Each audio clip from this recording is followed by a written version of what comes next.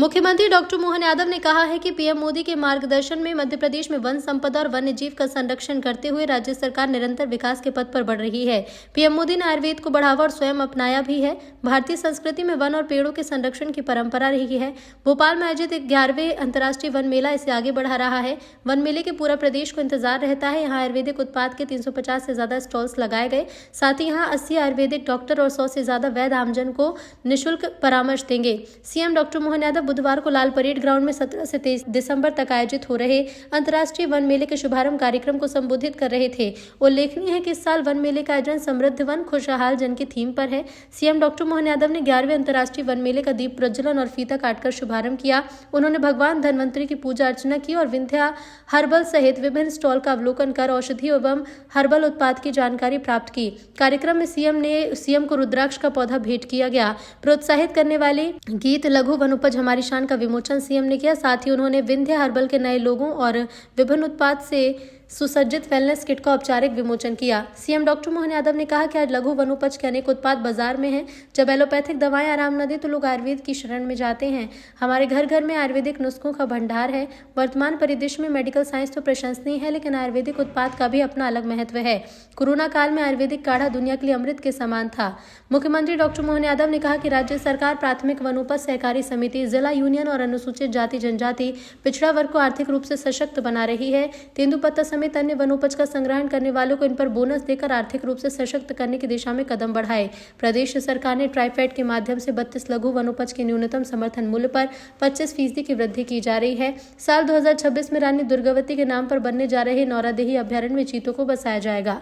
CM doctor Mohan Yadav ने कहा कि वन मेले में प्रदेश के जिला यूनियन, वन धन केंद्र, जड़ी बूटी संग्राहक, उत्पादक, आयुर्वेदिक औषधि निर्माता, परंपरागत भोजन सामग्री के निर्माता और विक्रेतागण उत्पादों का प्रदर्शन और विक्रय करेंगे। मेले में 10 शासकीय स्टॉल, 24 अन्य राज्य के स्टॉल, 16 प्रदर्शनी stall, 136 private stall, 26 food stall आदि का देखा जाएगा। ये 7 दिवसीय अंतर्राष्ट्रीय वन मेले का शुभारंभ आज लाल परेड ग्राउंड भोपाल में किया गया। मेरी अपनी ओर से फॉरेस्ट डिपार्टमेंट के मंत्री माननीय दिलीप अहिरवार जी, माननीय विधायक भगवान दास सबनानी जी, माननीय सभापति किशन सूर्यवंशी जी और फॉरेस्ट के सारे अधिकारीगण, इतना विस्तृत रूप से मेला लगाया गया है कि वाकई ये हमारे पूरे प्रदेश की वन संपदा के अंदर के एक एक विशेष गुण को समेटे हुए, एक तरफ वन औषधियों से लगा करके आयुर्वेद में जिस प्रकार से उसका उपयोग किया जाता है वो सब कुछ यहाँ है। हमारे आदिवासी अंचल में भोजन के जो विविध प्रकार की रेसिपी है उस सबका भी प्रकटीकरण करने का मौका दिया गया है।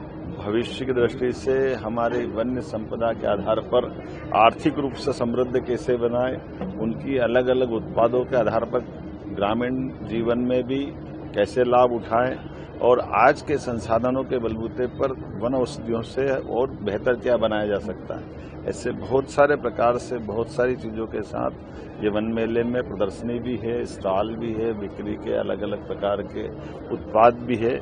मैं मान के चलता हूँ जब हमारे देश के अंदर सबसे समृद्ध वन अगर कहीं है तो मध्य प्रदेश में है।